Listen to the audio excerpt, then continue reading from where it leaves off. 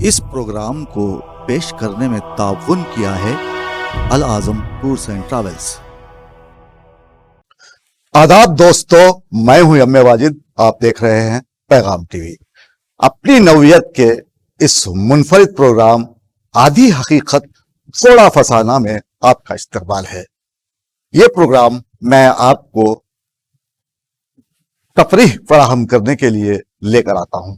دراصل آپ لوگ حادثات کی خبریں، چوروں کی خبریں، قتل و غارت گری کی خبریں دیکھ دیکھ کر جب تھک گئے ہیں تو ہمارا یہ پروگرام ضرور دیکھیے۔ آج میں بات کروں گا ایسے پر اسرار جنگل کی جہاں جانے کے بعد کوئی واپس نہیں لوٹا۔ کہتے سنا گیا ہے کہ جنگلی جانور و پرندے سرمایہ فطرت، قدرت کا انمول عطیہ۔ یہ چرند پرند، چھوٹے پودے، بڑے بڑے خداور درخت کرۂ ارض کی دلکشی اور زیبائی کا باعث ہیں۔ وہیں دیگر جانداروں کے لیے غذائی زنجیر کا تسلسل بھی ہیں۔ انسانی زندگی کا بڑی حد تک انحصار فطرت پر ہے، اور انسان جنگلی جانوروں، پیڑ پودوں، درختوں کے ساتھ بقائے باہمی کے اصول کے تحت زندہ رہتا ہے۔ جب سے میں نے فلم جنگل بک دیکھی ہے، مجھے یقین ہو چکا ہے کہ جانور ہندی بول سکتے ہیں، اور اگر مووی کی ڈبنگ کر دی جائے تو پھر جانور دنیا کی ہر زبان بول سکتے ہیں۔ لہذا ہم یہاں جانوروں کے بجائے جنگل کی بات کریں گے، وہ بھی ایسے پر اسرار جنگل کی جہاں جانے کے بعد لوگ لاپتہ ہو جاتے ہیں۔ سنا ہے کہ یہاں آنے والے شوقین افراد کو بھوت، آوارہ روحیں اور دیگر مافوق الفطرت چیزیں دکھائی دیتی ہیں۔ ویسے آج کل ہم ہندوستانیوں کو ہماری حکومت دیکھ لینی چاہیے۔ ہمیں لگے گا کہ ہم نے ماؤنٹ فیوجی کی وادی دیکھ لی ہے۔ خیر، ہم بات کر رہے تھے جنگل کی۔ جنگل ظاہر ہے جنگل ہی ہے، ایک الگ دنیا جہاں کا سبھی کچھ کسی اور طرح کا ہے، منفرد، عجیب و غریب۔ شہروں نے جو شاندار ترقی کی ہے اس کی تو ابھی تک جنگل کے ماحول کو ہوا بھی نہیں لگی۔ جو لوگ شہروں کے ماحول کو جنگل کے ماحول سے مشابہ قرار دیتے ہیں، انہیں اپنی سوچ کے محدود ہونے کا ماتم کرنا چاہیے۔ جنگل کے جانور اب بھی ہزاروں سال پہلے کے ماحول میں جی رہے ہیں، اور ہم رہے سہے جنگلات کو صاف کرتے ہوئے انہیں کہیں اور بھاگ جانے یا پھر زو پارک میں قید کرنے لگے ہیں۔ جس نے جنگل نہیں دیکھا انہیں ہمارے دیش کی سیاست دیکھ لینی چاہیے۔ آج میں آپ کو جاپان میں موجود اوکیہارا آتش فشانی پہاڑ ماؤنٹ فیوجی کی وادی میں پھیلے وسیع و عریض جنگل کی سیر کراؤں گا، جسے عام طور پر درختوں کا سمندر بھی کہا جاتا ہے۔ یہاں بہت سارے لوگ دور دراز سے تفریح کرنے آتے ہیں، سوچتے ہیں کہ کچھ دن تازہ ٹھنڈی ہوا لیتے ہوئے جنگل میں اپنا وقت گزارا جائے۔ ایسے جانے والوں کو پھر جنگل سے واپس آتا ہوا کسی نے نہیں دیکھا۔ اسی لیے ایسے ماحول پر یہ شعر صادق آتا ہے: پوچھتا پھرتا ہوں میں اپنا پتہ جنگل سے، پوچھتا پھرتا ہوں میں اپنا پتہ جنگل سے، آخری بار درختوں نے مجھے دیکھا تھا۔ جب میں اس جنگل کے باہر تھا تو میں نے یہاں خوب تصویریں کھنچوائیں۔ میرے ساتھی میرے قریب کھڑے تھے۔ ہم نے ہمت کر کے جنگل میں قدم رکھ دیا۔ ہم ایسی پگڈنڈیوں پر چل رہے تھے جو فطرت کے دل تک جاتی ہیں۔ ہم نے سوچ رکھا تھا کہ اس وسیع و عریض جنگل میں موجود پہاڑوں، چھوٹی بلند چوٹیوں کے دامنوں سے اترتے ہوئے سرسبز جنگل، جس میں موجود سفید جھالروں کی طرح بہتے آبشاروں کو دیکھ کر ان میں بھیگ کر لطف اندوز ہوں گے۔ ہم چل رہے ہیں، محسوس کر رہے ہیں कि जंगल को सैकड़ों अक़साम के चरिंदों परिंद ने अपना मस्कन बना लिया है। मैं यहाँ आने से पहले पढ़ चुका था कि ये एक पुरस्रार जंगल है।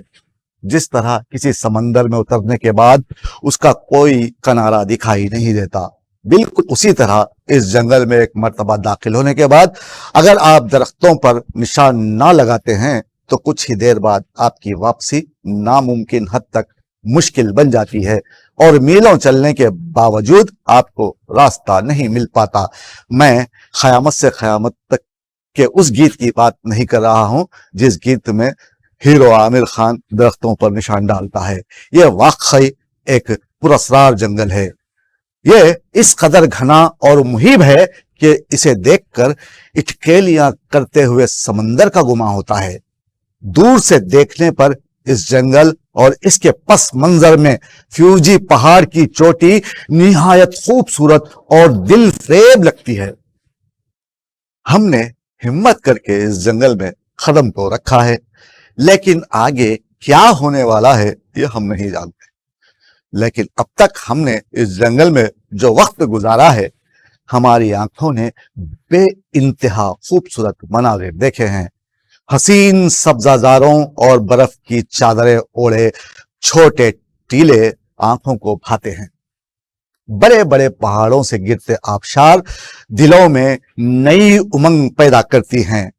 ऐसे दिल फरेब और दिलकश नजर आने वाले कुदरती मनाजिर को कैमरे की आंखों ने कैद कर लिया है। हम चलते रहे। जब कुछ देर के लिए खुला मुकाम मिला तो हमने सोचा कि चलो यहां आज रात ठहर जाते हैं। धीरे धीरे रात का वक्त गुजरता जा रहा था।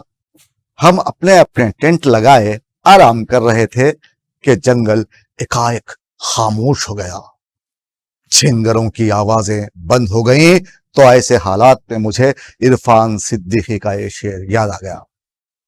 ये हू का वक्त, ये जंगल घना, ये काली रात। ये हू का वक्त, ये जंगल घना, ये काली रात। सुनो यहाँ कोई खतरा नहीं, ठहर जाओ। खतरा तो मुझे अब महसूस होने लगा, क्योंकि मैंने सुन रखा था कि कुदरती हुस्न से माला माल ये जंगल इस कदर पुरहैबत और दहशतनाक है कि यहाँ आने के बाद जिस्म के रोंगटे खड़े हो जाते हैं और हड्डियों में सनसनाहट सी तीरती महसूस होती है। ये ख्याल आते ही यखबस्तसती ने मेरे जिस्म की हड्डियों तक रिसाई हासिल कर ली। मैंने गर्म कपड़े पहने थे, लेकिन फिर भी मैं कांपने लगा। फिर मुझे इस जंगल के बारे में पढ़े हुए वो अल्फाज याद आ गए। माउंट फ्यूजी से मुल्हका वादियों पर मुहित इस जंगल में जा बजा छोटी बड़ी चट्टानें, पहाड़ियां, लातेदाद गार मौजूद हैं जो तकरीबन साल भर बर्फ से ढके रहते हैं। जंगल वसी जरूर है, लेकिन ये मशहूर इसलिए हुआ है कि ये आसीब ज़दा है। ये तो वही लोग जानते हैं जो इस जंगल में अपना वक्त गुजार चुके हैं। और कहा जाता है कि ये जंगल जमीन पर माफौकुल फितरत वाकयात और मुजाहिर की बहुत बड़ी आमाजगाह है, और यही वजह है कि इस जंगल का शुमार दुनिया के आसीब ज़दा मुकामात में किया जाता है। जापानी बाशिंदे इस जंगल पर बोलना शुरू कर देते हैं तो फिर घंटों तक बोलते रहते हैं, और जंगल की हैबतनाक कहानियां, नाकाबिल यकीन और मुहय्यरुल अकूल दास्तानें सुनाकर एक मजबूत आसाब वाले शख्स को भी डरने पर मजबूर कर देते हैं। हजारों साल कदीम इस जंगल से मुताल्लिक सीना बसीना चली आ रही जापानी रिवायतों और दास्तानों के मुताबिक इस जंगल में कदीम बलाएं, उफरियतों, भूतों ने अपना डेरा जमा लिया है। खास तौर पर शहरों में रह चुके बदकिरदार इंसानों की रूहें हर वक्त यहाँ भटकती रहती हैं। जंगल के मुख्तलिफ इलाकों में मंडलाती ये रूहें इंसानी जिस्मों की तलाश में रहती हैं ताकि उन्हें निशाना बनाया जाए। इस जंगल में मंडलाती ये मुबैयना रूहें, भूत और बलाएं कुछ खास लोगों को पुकार कर यहाँ बुलाती हैं और उनका खातिमा कर देती हैं। एकाएक मेरे टेंट पर एक साया नमूदार हुआ तो मैं خطرے گھبرا گیا. اس کے بعد میری سوچ کا دائرہ محدود ہو گیا اور میں خود کو غیر محفوظ سمجھنے لگا. ایک عجیب قسم کا سایہ میرے ڈیرے پر آ کر ایکائک غائب ہو گیا. میرے رونگٹے کھڑے ہو گئے. اتنی دیر میں میرے اطراف موجود آرام فرما رہے دوستوں کو بھی میں نہیں پکار سکا کہ پھر اچانک ایک پرندہ میرے ڈیرے سے آ کر ٹکرایا تو میرے حواس باختہ ہو گئے.